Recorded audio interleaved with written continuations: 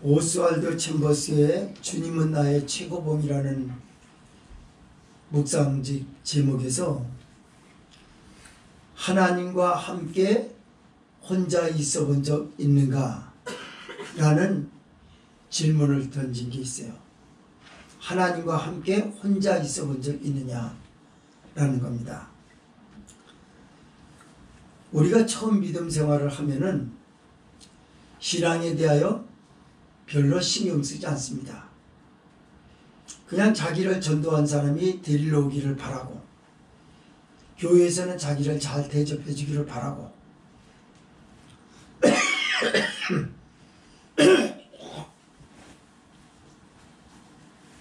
항상 왕자 공주 노릇만 하고 싶어야 하는 거예요.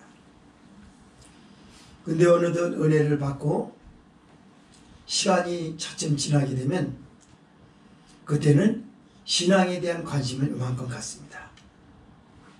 아, 그래도 교회는 나가야지. 아, 오늘은 암만 생각해봐도 못 나갈 것 같아. 제가 지금 얘기하려고 하는 건 씨름을 해봤냐라는 거예요. 자기와 믿음을 위해서 씨름을 해봤냐라고 하는 거 지금 설명을 하려고 하는 거죠. 오스왈드 챔버스는 뭐라고 얘기하냐면, 하나님이 당신을 유일하게 쓸 수 있는 사람을 만들기 위해서 당신에게 인도하시는 방법은 너무나 속도가 느리다. 아주 천천히 그리고 그 천천히를 영원토록 인도하실 것이다. 당신의 구부러지고 뒤틀린 성품이 나타나기 전까지는 당신은 당신 스스로를 캐치하지 못할 테니 하나님의 인도함을 받고 나서야 당신도 그것을 인정하게 될 것이고, 그제서야 당신은 하나님의 사람이 될 수 있을 것이다. 이런 말을 했어요. 자, 믿음 생활 처음에 할 때는 관심이 없다가 관심을 갖습니다. 그러나 그 관심은 아직 성장 단계에 이른 거예요. 성장하지 못했어요. 왜냐하면 계산을 해봤다가 오늘은 교회 못 나갈 것 같아. 도저히 안 될 것 같아. 이런 직면에 취하게 되면 여지없이 자기의 욕심의 정욕대로, 자기의 판단대로 일을 진행시키기 때문입니다. 그런데 믿음이 이제 좀 깊어지고 영적 싸움이 무엇인지를 이제 전투하게 됩니다. 어떤 사람은 이래요. 밤샘 씨름을 했네. 밤새 씨름을 했네. 무엇이냐? 밤새 잠을 못 자고 이리 뒤척 저리 뒤척 했다는 말입니다. 그거는 세상 사람에게도 있어요. 세상 사람은 손해본 사업 때문에 밤새 잠을 청하지 못하고, 가정이 삐그덕대는 것 때문에 밤새 잠을 청하지 못합니다. 그런 믿음의 사람만은 씨름하는 방식이 달라야 돼요. 돈 때문에 밤새 잠을 못 자고, 가정 때문에 밤새 잠 못 자고 하는 것보다 더 우선인 게 있습니다. 당신은 하나님 앞에 혼자 있어 본 적이 있는가? 늘 우리는 누구로부터 묻혀서 행동하려고 해요. 남이 하려고 그러고, 그리고 남이 붙잡아줘야만 일어나려고 한다, 그 말이에요. 그러나 오스왈드 챔버스는 뭐라고 말하냐면, 성숙한 믿음의 사람은 하나님 앞에 홀로 있어 봐야 된다는 겁니다. 오늘 본서 야곱이 홀로 남았다라는 얘기가 여기 나와요. 홀로 남은 건 다 가고 혼자 남았다는 그 말인가요? 그게 아니에요. 사람이 살다 보면 홀로 있었던 것처럼 나만 덩그러니 남겨질 때가 있어요. 이때 되면 사람들이, 믿음이 약한 사람은 시험이 들고, 세상 사람은 삶의 의욕이 꺾여버리고 이런단 말이에요. 그러나 하나님의 사람은 절호에 찬습니다. 하나님을 만날 수 있는 중요한 시점이 홀로 남아있을 때라는 사실입니다. 이렇게 하나님 앞에 홀로 남아있던 사람은 이제는 자기와의 씨름을 합니다. 육신의 정욕, 안목의 정욕, 이생의 자랑들이 신앙인으로서 나를 신앙인 되지 못하게 그것들을 만드는, 기도하려고 그러면 그게 발목을 잡습니다. 성경 좀 읽으려고 그러면 그런 잡념에 휩싸였습니다. 오늘날은 성경 읽으려고 그러면 TV와 휴대폰이 나를 성경 읽지 못하게 하고 기도의 맥을 떨어뜨리고 그런단 말이에요. 그걸 씨름하면서 그걸 집어던질 수 있는 사람이 몇이나 있냐라고 하는 것을 오늘 말씀하고자 하는 것입니다. 오늘 본문은 야곱에 대한 얘기입니다. 야곱은 외삼촌 라반의 집에 가서 사기를 많이 당하고, 그리고 하나님이 주신 축복으로 인해서 35년 가까이 살면서 금이 환영을 하게 돼요. 그러나 형 에서와의 관계, 팥죽 한 그릇으로 형의 장자의 명분을 가로챈 그 사건이 두고두고 원수가 되어 형이 지금 보복하려고 하고 있습니다. 야곱은 하나님 앞에 기도했습니다. 이 일을 어떻게, 이 난국을 헤쳐가야 될 것인가 기도를 했어요. 하나님이 주신 지혜였습니다. 야곱아, 네가 네 형에게 잘못을 고하고, 그리고 형과 형제로서 화해를 하기 위해서는 뭔가 선물이 있어야 되지 않겠냐. 그래서 야곱은 가지고 있던 엄청난 선물을 형의 것으로 놓습니다. 그러면서 인간적 생각이 들어갑니다.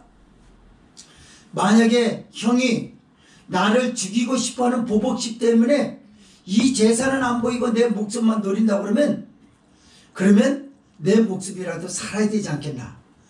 그래서 형님에게 가져다 줄 가축들은 앞에다 끌어놔요.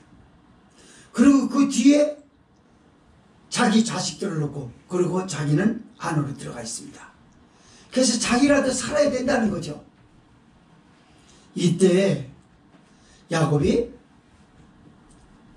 모든 벌어지는 상황, 그거를 보면서 가족들과 함께 어울려있고 종들과 함께 어울려있는데도 불구하고 홀로 덩그러니 남아져 있는 그런 시간을 갖습니다. 그리고 급기야 야복 나루를, 가족들과 두 아내와 여종들을 건네보내고 가축대를 보내고 우두커니 서서 그걸 쳐다봐요. 아, 저건 내 몫이고 이것은 형에게 줄 것인데 어쨌든 간에 내가 이걸 이 축복을 받느라고 얼마나 많은 세월 동안 힘들었는가 우두커니 바라봅니다. 그리고 야복 강가에서 어떤 사람을 만납니다. 하나님의 천사와 씨름을 하는 거죠.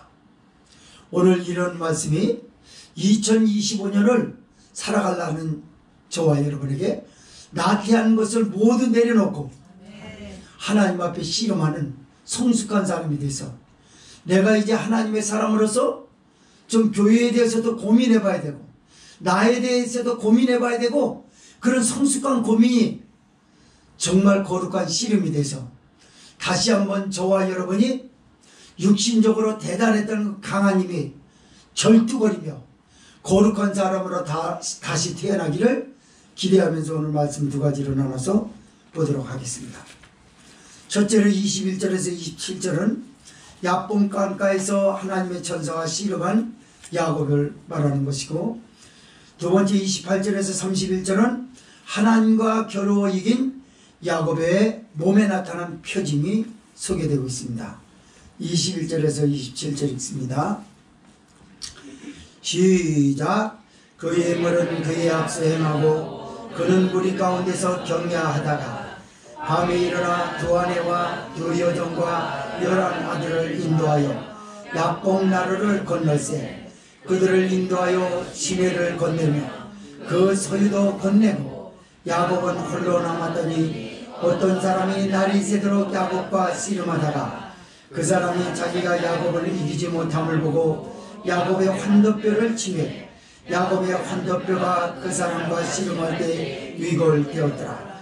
그 사람이 날이 새려하니 나로 가게 하라. 야곱이 가로되 당신이 내게 축복하지 아니하면 가게 하지 아니하겠나이다. 그 사람이 그에게 이르되 내 이름이 무엇이냐? 그가 가로되 야곱이니이다. 아멘.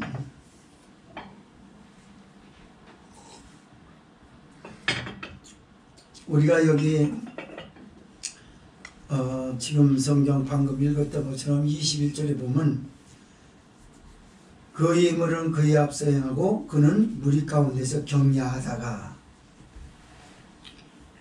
이 격려하다가 이걸 잘 좀 봐야 될 것 같습니다. 자, 그렇다면 야곱이 형 에서에게 주려고 하는 선물은 화해 선물로 준비한 건 얼마나 됐을까? 수염소가, 큰 수염소가 100마리예요.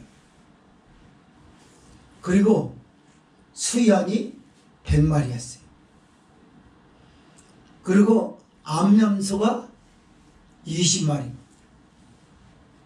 그리고 암양이 20마리였어요. 낙타 새끼가 40마리요. 그리고 암소가 20마리고 황소가 10마리고 그리고 나귀가, 순나귀가 10마리, 암나귀가, 새끼 나귀가 10마리였습니다. 이걸 돈으로 환산하면요 엄청납니다. 지금 염소 값이 얼마나 비싼 줄 알아요? 염소 땅 집이 그렇게 많아요. 보신당이 사가지고. 그래서 염소 한 마리를 잡게 된다면요 적어도 100만 원은 돼요. 100만 원 훨씬 넘지. 100만 원이 뭐야? 엄청 비싸요. 그러면 염소 100마리 그리고 수양, 양은 또 얼마나 큽니까? 덩치가. 양은요 진짜 덩치가 장난 아니에요. 우리가 양 그러면 요 안고 다니는 무슨 애완견처럼 그렇게 생각하는데 그렇진 않아요. 양은 절대 못 앉습니다. 레슬링 선수는 앉지 일반인들은 안 하면 뒤로 자빠져요. 자기 무게보다 더 나가는데 양이. 형한테 준비한 게 엄청나거든요. 그리고 여기서 지금 방금 보려고 한 격려하다가 그러거든요. 우두커니 쳐다봅니다. 보통 아까운 게 아니죠. 아무리 형을 위해서 형한테 후하게 준비했는데 후하게 준비한 재물을 넣는 건 쉽지 않아요. 이게 인간이에요. 마치 소돔성에 롯의 처가 뒤를 돌아다보지 말라고 하는데 우두커니 쳐다보다가 소금 기둥이 됐거든요. 이게 인간이랍니다, 여러분. 야곱도 준비했지만 너무 아까운 거예요. 그리고 우두커니 쳐다봐요. 아, 내가 형 에서를 속이고 장자의 명분을 빼앗고 그리고 끝까지 10수년이 지나도록 나를 향해서 보복하려고 하는 형에게 이런 걸 준비하려고 힘들 줄을 누가 알았던가. 별 생각이 다 주마등처럼 야곱을 스칩니다. 그리고 우두커니 쳐다봐요. 그리고 어차피 형과 대면을 해야 되기 때문에 계속 거기서 격려하면서 우두커니 쳐다볼 수가 없습니다. 그래서 자기 두 아내와 두 여종과 11아들을 보내요. 그리고 야복 강가 나루를 건너게 합니다. 그리고 야곱은 홀로 남습니다. 제가 아까 오스왈드 챔버스 묵상집에 당신은 하나님과 함께 혼자 있어 본 적이 있느냐라는 제목을 잠시 설명을 했어요. 사람이 성숙해지는 건요 혼자입니다. 혼자. 더불어서 사는 건 자연적인 성장이에요. 그러나 정말 비범하게 성장할 수 있는 건 뭐냐면 혼자입니다. 대체적으로요 사람도요 20대나 30대 돼가지고 혼자 부모를 떠나서 혼자 사는 사람 가끔가다 TV에 나와요. 그 사람들은 결혼한 예물도 단돈 1원도 부모에게 받지 않습니다. 어떤 부모는 나는 너에게 학교 공부까지 가르쳤으니까 사는 건 네가 앞으로 살아라 이러면서 딱 자르는 거 봤어요. TV에서. 어떤 아빠는 잘 나가요. 근데 아들은 운전면허를 겨우 따가지고 중고차 사는데 그걸 폐차 시킵니다. 그걸 아버지가 들어요. 어머니가 그 아내가 남편 앞에서 얘기합니다. 사주라고 말이죠. 좀 안 됐잖아요. 누구는 걔 차 고장나서 완전 폐차시켰다고 그러는데, 근데 아버지는 그러고 아무 말도 안 하는 거예요. 그러면서 취재하는 사람이 물어봤어요. 선생님이 아들이지 않습니까? 결혼도 자기 혼자 했다면서요. 비용도 아무것도 안 줬다면서요.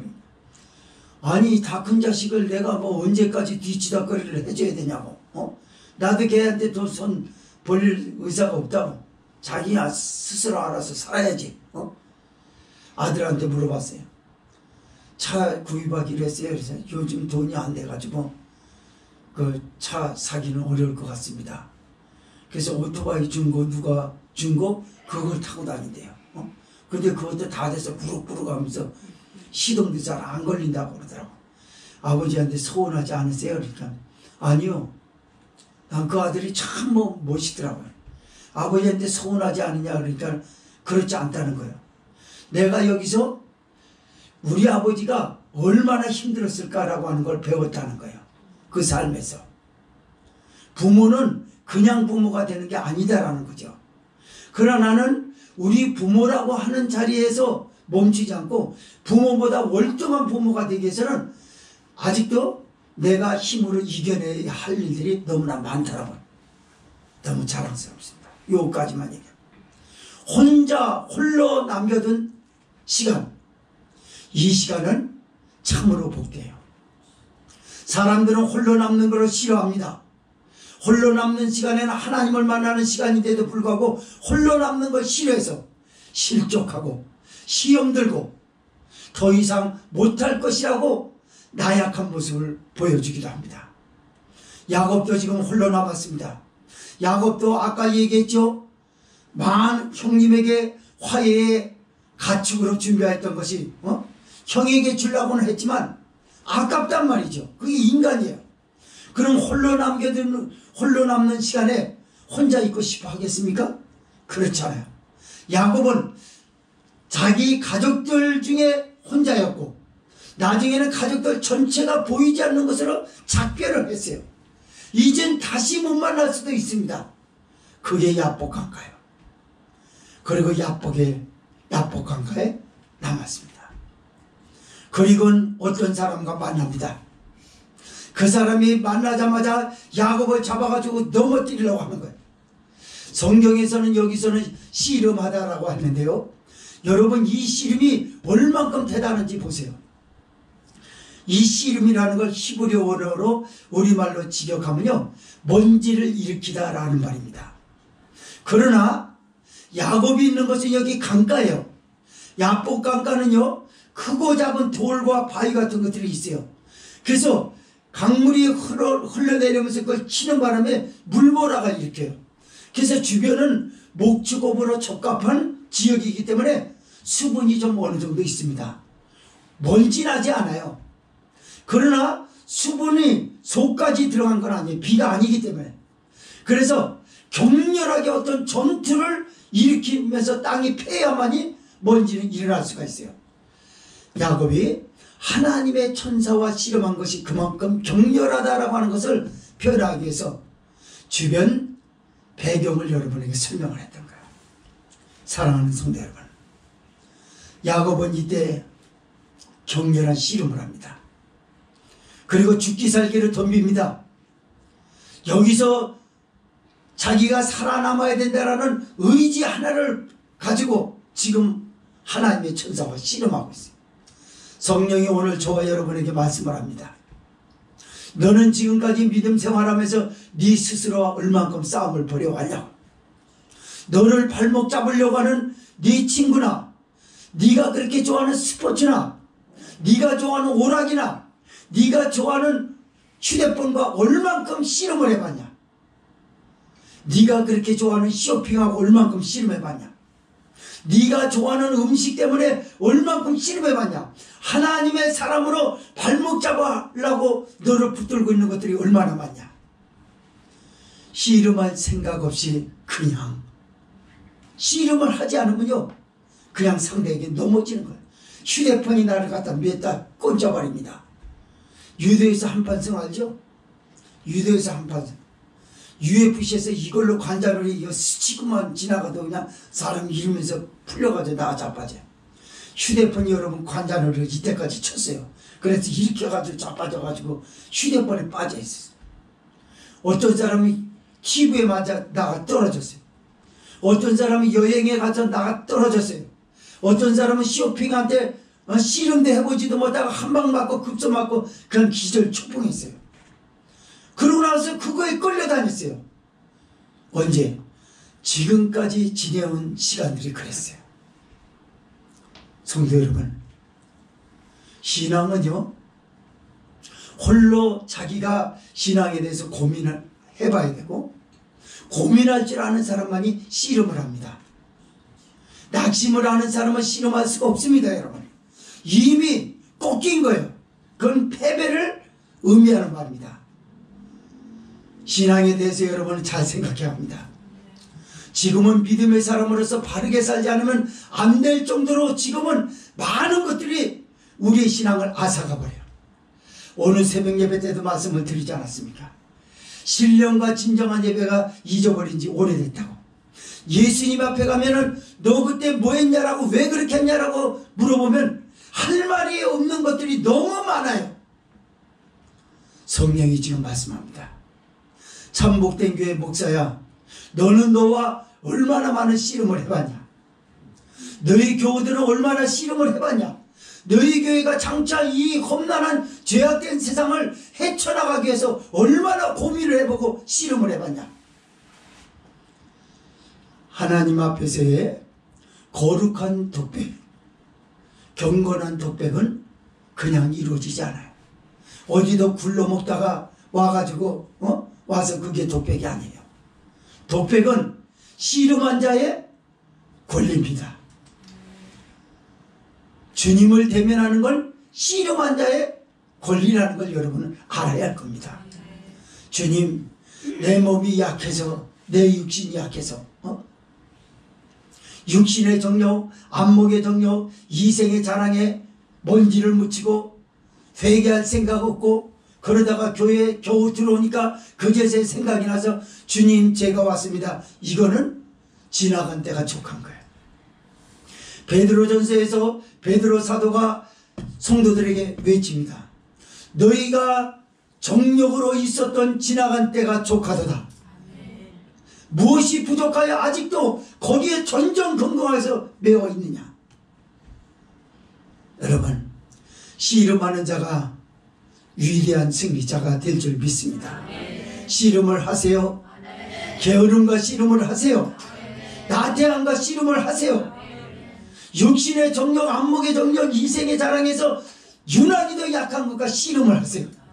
씨름을 하지 않고 이겨낼 수 있는 길이 없어요. 제가 오늘 새벽 예배 때 신령과 진정한 예배의 실체라는 제목으로 요한복음 4장 24절에서 30절까지 여러분하고 새벽 시간에 나눴어요. 그런데도 말씀이 끝나고 나서 전투를 해야 기대할 시간에 약해서 나자빠지는 사람도 있단 말이에요. 왜 뭐를 저러냐고 말이에요.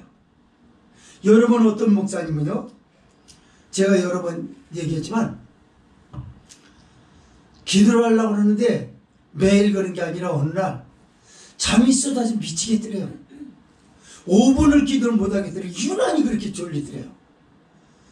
그래가지고 목사님은 다른 날 같으면 쉬려고 그랬는데 이건 이상한 것 같다. 그래서 일어나서 목사님이 잠 깨려고 교회 성전하면서 손바닥으로 이걸 쳤어요. 권사님 기도하다 말고 자꾸 뭐 치는 소리 나니까 쳐다보고 정신 나갔나? 목사님 왜 저러고 다니나? 모르는 사람 생각을 해보세요. 여기 가서 치고 저기 가서 치면서 또 뒤바뀌기도 하고 엘보로도 치기도 하고 이러고 쿵쿵 대니까 권사님이 자꾸 기도하다 이렇게 쳐다본 거예요. 그러니까 목사님이 서서 왔다 갔다 하니까 권사님도 안 하고 쳐다보더라는 거예요. 조금 이상하니까. 그 나중에 목사님이 권사님한테 얘기해요. 내가 사탄하고 싸워서 이겨야 되는데 예수 이름으로 나가라 그래도 일꿈죽도 안 하고 그래가지고 이거 할 건 해봐야 되겠다. 그래서 한번 해보자. 그래가지고 예수님의 이름을 부르면서 손바닥으로 저걸 치고 나가서 승리를 했다 그러더라고요. 그렇습니다, 여러분. 이런 것이 씨름이란 말이야. 씨름 한번 하지 않고 기도해가지고 영계를 맛보려고 하는 건 욕심이죠. 그건 허상이에요, 여러분. 우리의 믿음이라는 건 현실인 줄 믿으시기 바랍니다. 생각하면 고상한 생각하면 삼천층에 올라가고 그런 게 신앙이 아니에요. 신앙에는 십자가가 있어야 합니다. 왜 예수님은 누구든지 나를 따라오려거든 자기를 부인하고 자기 십자가를 지고 나를 쫓을 것이니라라고 예수님 말씀하셨을까요? 씨름을 하는 거였습니다. 자기를 부인하기 위해서 얼마나 많은 씨름을 해야겠습니까? 저도요, 여기서 있는 저도요, 기도하면서 하나님이 제게 주시는 특별한 은혜가 있었어요. 저에게 하나님이 특별한 은혜를 주셔서 뭘 하면은 거기 빠지면 저긴 나오질 못해요, 잘. 근데 그게 좋은 쪽으로 기도해서 많은 성공을 했던 것 같아요. 기도 하나만큼은 어떻게 해야 된다. 성경 읽고 기도하고 묵상하고 원고 적는 거, 지금은 목사가 돼가지고 이제 목회를 하면서 제 하나님이 주신 은혜로서 이제 그게 하게 됐는데 하루아침에 그게 이루어진 게 아니에요. 많은 성경을 읽었습니다.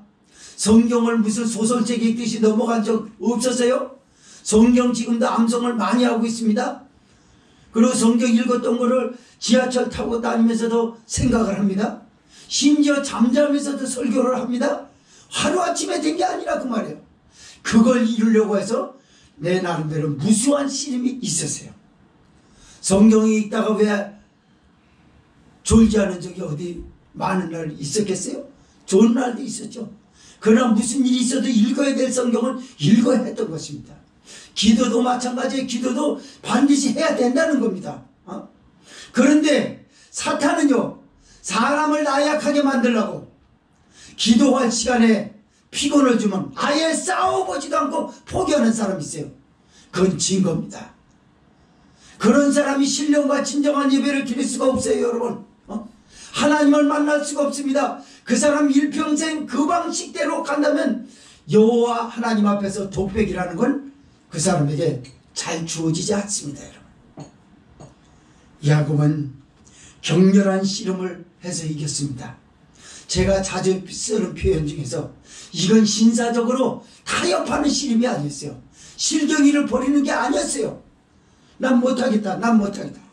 못하면 한번 맞짱 뜨자. 맞짱 뜨는 게 씨름이에요. 여러분, 레슬링에서요, 반칙이라는 거 있지 않습니까? 옛날에 우리 그 박치기 잘하시는 김일 그 선생님이 상대방 박치기 하면 여기 터져가지고 피가 막 나고 이랬거든요.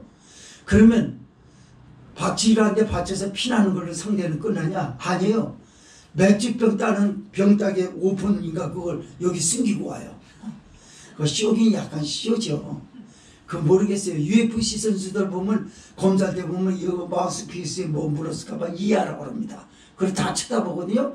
그리고 몸도 만지고 글러브도 다 만지고 이러는데 레슬링에서는 지금 오픈 이만한 걸 들고 갔어요. 이거.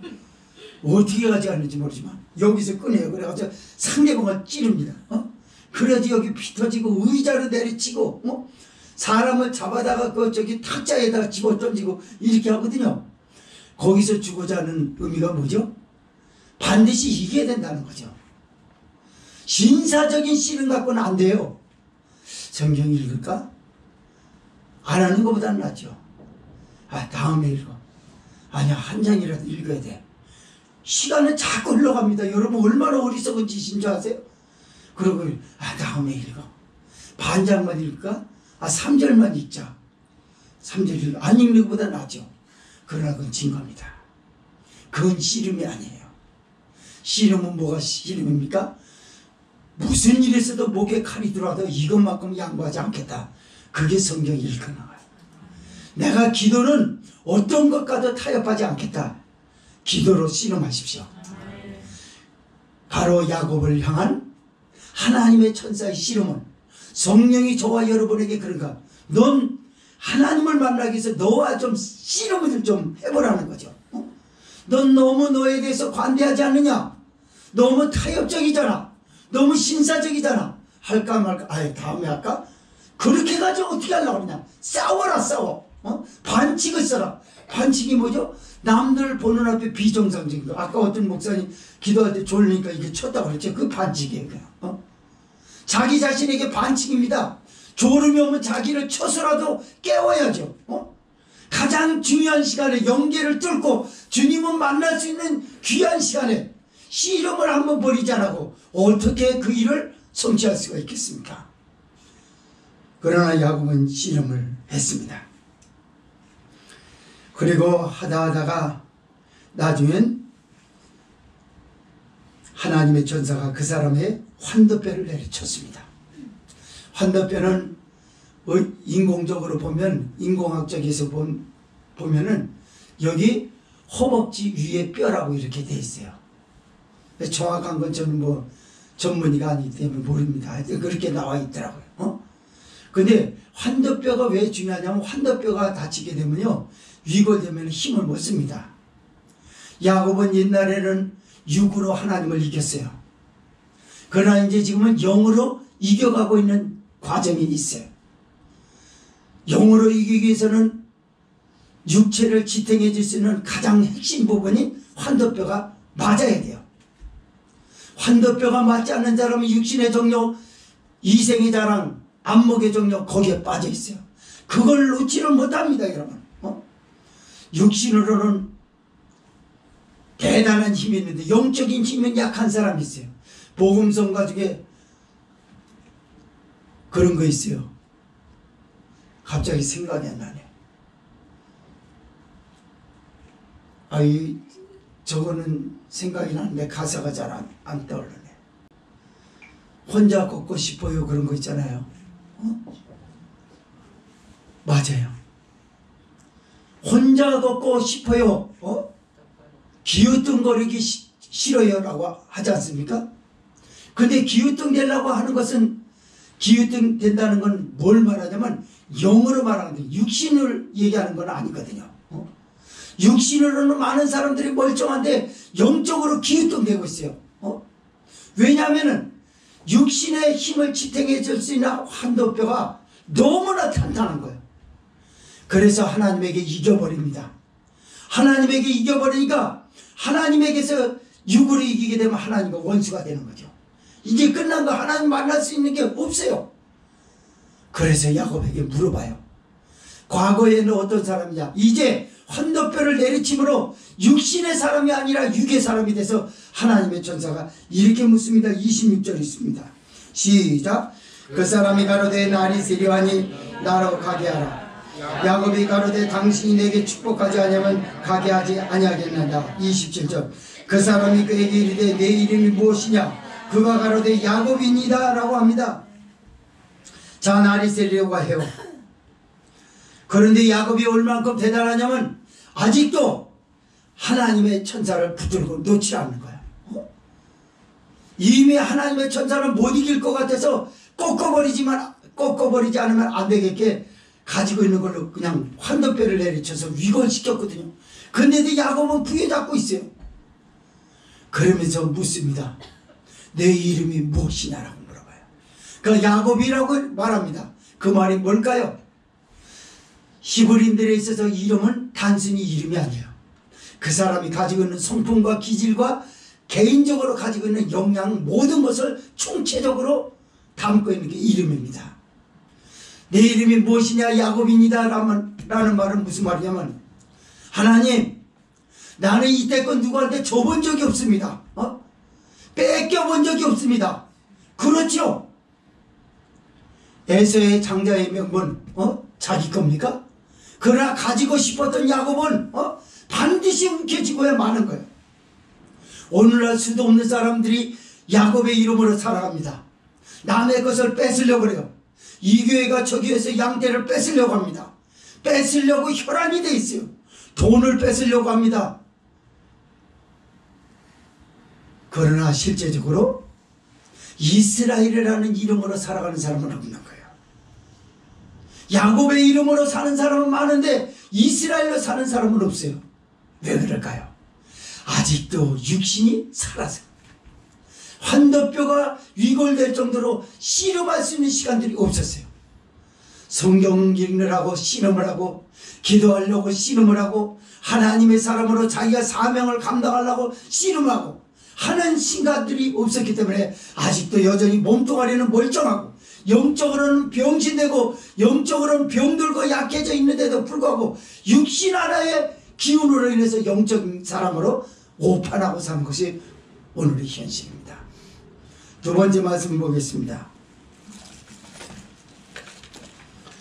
28절에서 31절은 하나님과 겨루고 이긴 야곱의 몸에 나타나는 표징입니다. 자, 28절에서 31절 읽습니다. 시작.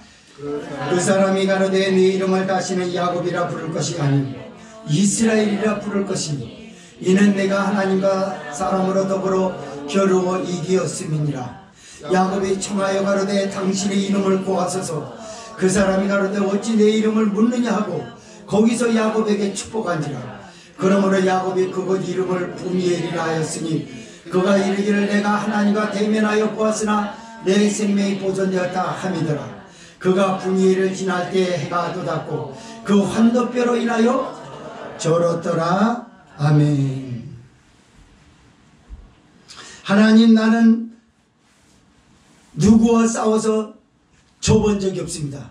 심지어 하나님과도 싸워서 이겼습니다 라고 합니다.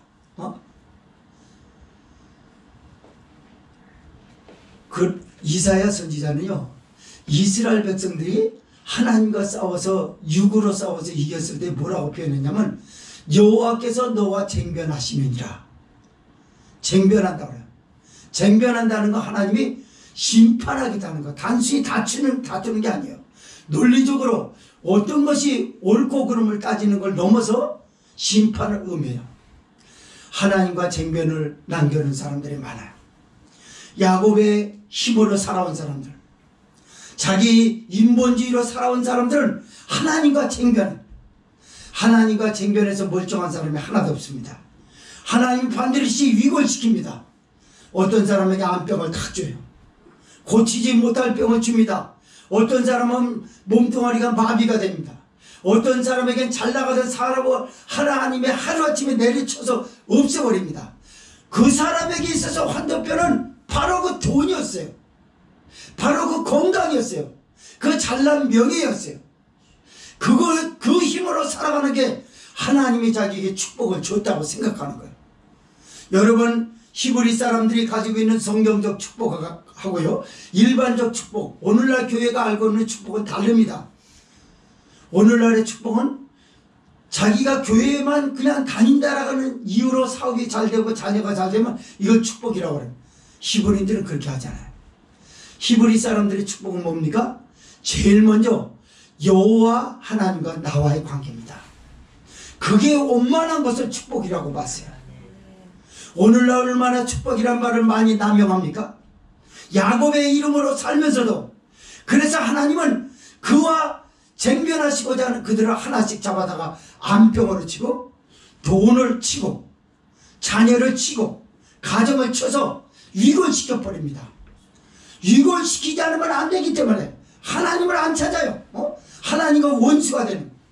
로마서의 말씀에 보니까 누구든지 세상과 벌치되고자 하는 자는 하나님과 원수가 되나니라고 얘기해요.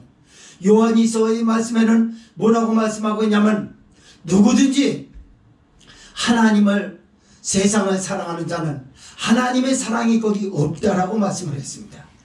맞습니다. 수도 없는 사람이 야곱의 이름으로 살아요. 즉 인본주의로 산다고. 교회를 다니고 있어요. 주님을 믿습니다. 그러면서도 지 힘으로 살고 자기 꾀로 살고 있고 자기 재능과 자기 역량으로 밀어붙이고 살아가는 사람들이 많아요. 그래서 하나님을 보기 좋게 이겨먹습니다.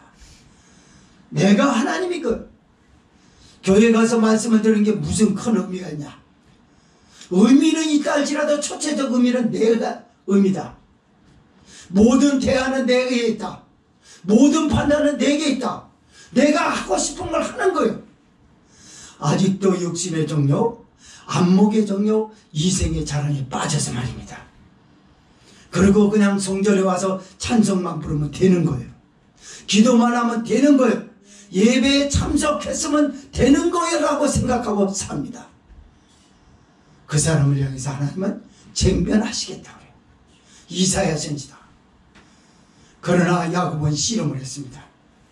씨름을 하고 육으로 하나님을 이겼던 사람이 이젠 영으로 하나님을 이깁니다. 이젠 쟁변관계가 아니었어요. 이름이 바뀌어져 버렸습니다. 이제 사기꾼이 아니었어요. 이제는 이스라엘이라는 거대한 이름을 얻었어요. 그리고 하나님과 겨루어서 이겼다라는 명칭으로서 받았습니다. 야곱아, 내 이름을 다시는 야곱이라 부르지 아니할 것이요 이스라엘이라 하라. 이는 네가 사람이 하나님과 겨루어 이겼음이니라 하고 해서 하나님의 천사가 말하지 않습니까? 그래요. 교회는 주님의 몸이라고 얘기를 하죠. 몸이 머리와 쟁변을 일으키면 병듭니다. 사람이 병이 생기는 건 뭐죠? 머리라는 그 뇌기관하고 신체적인 기관하고의 뭔가 아구가 맞지 않는 거예요. 둘이 충돌하고 있어요. 맞지 않으니까 병이 일어나는 겁니다. 그냥 뇌하고 이게 맞아야 된대요. 우리가 심지어 음식을 먹잖아요. 음식을 먹어서 탈락하게 되는데 음식 먹어서 탈락하는 건 뇌가 이미 가르쳐 준답니다. 책에서 제가 보니까 어떤 의사가 편한 책에 보니까 그렇게 나와 있더라고요. 뇌는 음식 먹을 때 처음에 여기서 그만 먹어야 된다라고 하는 거 몇 번 이렇게 터치한대요. 근데 음식이 달거든요. 한 입만 라면 한 입만 줘. 그리고 한 냄비 먹어 치우고 한 숟갈만 더 먹어야지. 한 숟갈만 더 먹어야지. 그러다가 한 숟갈씩 깨지락 깨는 것처럼 먹다가 바가지에 밥을 비벼 먹어요. 먹고도 말이에요. 뇌의 명령을 어깁니다. 그래서 뇌하고 몸과의 그 신장 이 부분에 대해서는요 관계가 깨져버린대요. 그 뇌는 더 이상 명령하지 않는답니다. 그리고 거기 몸에 따라준대요. 그래서 먹다가 위가 막 늘어나고 막 풍선처럼 늘어나고 몸이 비대해지고 그래서 그런다는 거예요. 그런 그 책을 보니까 머리 대신에 예수님, 예수님의 말을 안 듣고 쟁변하니까 몸에 병이 생길 수밖에요. 돈이 암만 많으면 뭐예요? 하나님이 쟁변하신다는데 왜 쟁변하실까요? 너는 하나님과 육체로만 싸워서 이기려고 하지 않느냐? 계속 그렇게 이기려고 하지 않느냐? 그 너와 나와의 관계가 안 좋은데 뇌이신 하나님과 몸뚱아리의 우리 관계가 뭐가 안 맞는 거예요. 그래서 하나님이 쟁변을 일으킵니다. 결국 병이 생기는 거죠. 결국 망하는 것이죠. 이스라엘로 살아가시기 바라요. 이스라엘이라는 이름을 씨름해서 얻어내시기 바랍니다. 성경인데 씨름하세요. 기도하는데 씨름하세요. 사명을 감당하는데 씨름하세요. 하나님의 사람이라는 정체성을 빼앗기지 않게 해서 정체성을 흔들고 있는 것과 싸워서 승리하십시오. 그리고 그 이름을 받아내세요. 하나님과 겨루 이겼다고. 육으로 이긴 게 아니라 영으로 이겼다고. 영으로 이겼을 땐 하나님과 우리가 한, 예수님과 우리는 하나가 되는 줄 믿으시기 바랍니다. 야곱이 물었습니다. 29절 같이 읽습니다. 시작. 야곱이 청하여 가로되 당신의 이름을 구하소서. 그 사람이 가로되 어찌 내 이름을 묻느냐고. 거기서 야곱에게 축복하니라. 아멘. 야곱이요 사사기의 11장이죠. 참 마노아가 여호와의 사자를 만났을 때 처음에 사람인 줄 알았다가 그에게 제물을 바치고 그의 지팡이 끝에서 불이 나와가지고 반석에서 그 바친 제물을 다 태우는 걸 보고 내가 하나님과 대면하였다. 하나님을 봤다. 하나님 봤으니 죽을 것이다 라고 이렇게 표현하지 않았습니까? 바로 그 감정을 느끼는 거예요. 자기와 씨름했던 사람이 평범한 사람은 아닌 거예요. 야곱이 앞만 봐도. 그래서 이름을 물어봤습니다. 그런데 여기에 이분은 뭐라고 얘기하냐면 어찌하여 내 이름을 묻느냐. 이름은 가르쳐 주지 않아요. 출애굽기서 말씀으로 돌아갑니다. 모세에게 아론하고 더불어서 그 이스라엘 백성들을 붙들고 강팍하게 넣는 바로에게 여호와께서 보냅니다. 하나님, 내가 바로에게 갔을 때 누가 보냈냐고 그러면 그 이름을 부르면 제가 뭐라고 말합니까? 여호와라고 했습니까? 하나님이라고 했습니까? 스스로 있는 자라고 얘기를 했어요. 여기 야곱에게 지금 이름을 가르쳐 주지 않는 하나님의 천사는 뭘 말하냐면 스스로 있는 자라는 걸 지금 야곱에게 가르쳐 준 거야. 네가 어찌하여 내 이름을 묻느냐? 그리고 축복하여 준지라. 축복의 표징이 어떻게 나타났을까요? 30절에서 31절입니다. 시작. 그러므로 야곱이 그곳 이름을 브니엘이라 하였으니 그가 이르기를 내가 하나님과 대면하여 보았으나 내 생명이 보존되었다 함이더라. 그가 브니엘을 지날 때에 해가 돋았고 그 환도뼈로 인하여 절었더라. 아멘. 하나님 너무나 감사합니다. 하나님이 자기에게 주신 축복, 아까 앞서서 말씀드렸기로 오늘날 교회가 일반적으로 생각하는 축복과 히브리인들이 성경적 관점에서 알고 있는 축복은 엄연히 다르다라는 걸 여기서 지금 보고 있는 것입니다. 하나님의 천사는 지금 자기에게 씨름해가지고 이긴 야곱에게 새 이름으로서 이스라엘이라 하였고, 그리고 이름을 묻는 그에게 이름을 가르쳐 주기보다 축복을 했어요. 축복이 뭐냐니까 브니엘이라고 그래요. 그 장소를 내가 하나님에게 대면하여 보았으나 내 생명이 보존되었다 합니다라. 이게 얼마나 큰 축복인지 아세요? 여러분, 모세가 얼마나 신령하고 하나님 앞에 충성됩니까? 하나님이 모세를 지켜세우고 이스라엘 앞에 인정한 인물이었어요. 모세는 나하고 친구처럼 대면했다고 여호와께서 그렇게 말씀하셨거든요. 근데 모세가 이렇게 구했어요. 출애굽기 33장입니다. 여호와여, 내가 하나님의 얼굴을 보고 싶습니다. 내게 하나님의 얼굴을 제게 보여주십시오. 여호와께서 말씀하십니다. 모세야, 어찌하여 내 얼굴을 보려 하느냐? 네가 내 얼굴을 본 날에는 네가 정령 죽으리라. 그러나 내가 내게 등은 보일 것이다. 그러나 내 등을 보이기 위해서는 그냥 멀쩡하게 거기서 구경할 수 없으니 저 반석 틈으로 들어가라고 그랬어요. 바위 속으로 들어갑니다. 하나님의 등이 뭘까? 잠시 후에 엄청난 지진과 화염이 솟구치면서 모세에게 감당할 수 없는 광경이 일어납니다. 모세가 손가락 새로 쳐다봐도 무시무시하게 전체가 막 흔들리는 거예요. 이게 여호와의 등이었어요, 여러분. 만약에 반석 틈으로 들어가지 않고 모세가 말한 대로 하나님 보여주세요 라고 했을 때 보여줬으면 모세는 날아갔던가 불에 타 죽었던가 둘 중에 땅속으로 들어갔던가 둘 중에 하나였어요. 그래서 하나님은 모세가 알지 못하고 구하기 때문에, 그러나 하나님을 만나고 싶어하는 건 맞는데 죄인인 피조물이 거룩하신 하나님을 어떻게 보겠냐고 말이에요. 그래서 등을 보여주겠다고 한 거야. 그러나 반석 틈으로 들어가라. 반석에서 들어가서 봤더니 하나님을 보면 안 된다라고 하는 걸 모세는 배웠습니다, 여러분. 지금 야곱은요, 하나님의 얼굴, 여기 브니엘을 하나님의 얼굴이라고 얘기했거든요. 그러면서 하나님과 대면하여 봤으나 얼굴을 봤다는 말입니다. 그런데 내 생명이 보존되었다 합니다라.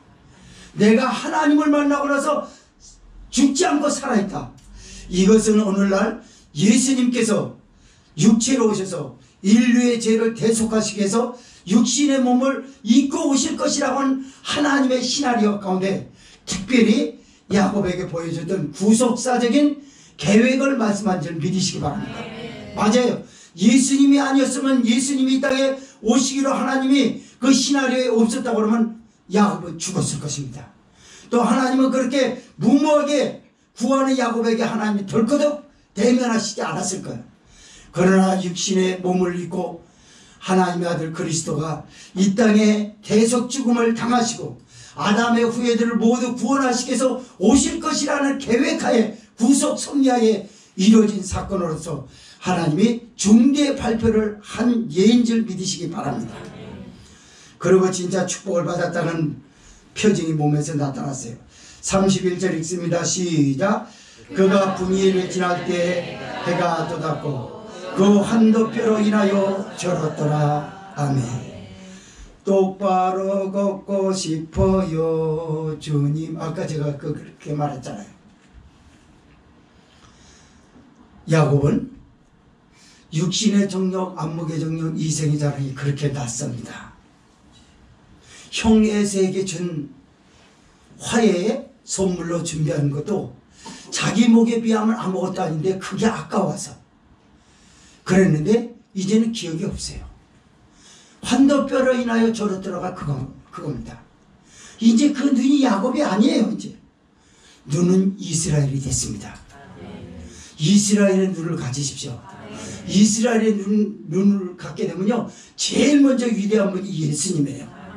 그리고 나머지입니다. 여러분, 예수님이 1순위에 가지 않는 사람은 그 불행한 거예요. 그 자체로. 그러나 제가 아무리 외쳐도 예수님이 1순위로 들어가는 건 그냥 저절로 되지 않고 배워서 되는 게 아니에요. 씨름을 해야 합니다. 그리고 하나님이 누군지를 대면하여 합니다. 독백하여야 됩니다. 그리고 나서 거기서 바꿔지는 거예요. 그 육신의 정욕, 안목의 정욕, 이생의 자랑으로 살아갔던 자기가 그냥 자연적으로 부인됩니다. 예수님을 따르기 위해서 십자가를 졌을 때 그게 부인되어지는 것처럼 야곱은 지금 그게 부인되어졌어요. 이제는 똑바로 걷는 사람이 아니었어요. 다리를 줍니다. 어디서요? 세상 가운데는 뭐든지 낯설기만 하는 거예요. 똑바로 이렇게 걷고 달려가야 친숙한 거 아니겠습니까? 그러나 육신이 이미 육신의 힘을 지탱해주는 환도뼈가 이거 위골됨으로 하나님의 축복의 표징이 몸에서 지금 나타나는 거예요. 세상과에 대해서 낫습니다. 여러분, 목사님들이 신령하게 목회를 하고 신령한 신앙을 유지해온 목사님들이 대체적으로 뭐냐면 세상 물정 모른다라는 말을 많이 들어요. 그래서 목사님들이 제일 많이 사기를 당합니다. 목사님들을 사기 안 당하는 분들이 없더라고요. 대화를 하다 보면. 알고도 속고 모르고도 속고 이래요. 그러나 그걸 넘어서 신령하게 살았던 고조영기 목사님이나 고옥하는 목사님이나 이런 목사님들 쭉 보게 되면요 세상적이지 않습니다. 머리가 팍팍 돌아가고 돈 앞에서 머리가 팍팍 돌아가고 이런 거 안 해요. 그러나 하나님 앞에서 팍팍 돌아갑니다. 그래서 1순위가 하나님인 거예요. 그러니까 그렇게 대단했던 사람들이 대단했던 모든 것들을 2, 3, 4, 5, 6 순위로 다 뒤에 있어요. 그냥 그것들이 따라가요. 예수님을 제일 주위로 살아가니까 이게 환도뼈로 인하여 절었더라라고 하는 표징이 바로 그 얘기입니다. 여러분은 세상 앞에 얼마나 달리기를 잘합니까? 세상 앞에는 얼마나 튼튼합니까? 그러나 하나님 앞에서 영적으로 마귀 앞에서 하나님 앞에 있는 여러분의 모습이 마귀가 봤을 때는 너무나 영적으로 약하지 않는가요? 깨어있을 때 예수님의 제자들처럼 자는 것처럼 너희가 한시 동안도 깨어있지 못하냐? 라고 한 건 예수님이 말씀하신 거 뭐냐면 왜 씨름도 안 해보고 그게 저 버리냐 이 말 아닙니까? 씨름을 계속 안 하니까 예수님이 그럽니다. 이제는 그만 쉬어라. 이제는 나의 때가 되었느니라. 뭐요? 예수님 십자가에 못 박혀 죽으세요. 그리고 기도하지 않은 아픔이 얼만큼 대단한 것인가 뼈저리게 시몬 베드로가 경험하니 예수님 말씀하실 때 그랬어요. 시몬아 시몬아 사단이 너를 밀가부르듯 하노라 그랬거든요. 키에다 내고 밀을 까불르는 것처럼 그렇게 한다는데 베드로가 그 키에 올라가서 까불릅니다. 여자가 와가지고 당신 저 십자가에 못 박히신 예수와 관계가 있는 사람 아니야? 무슨 소리 하나 몰라. 키에 까불리는 거 보세요.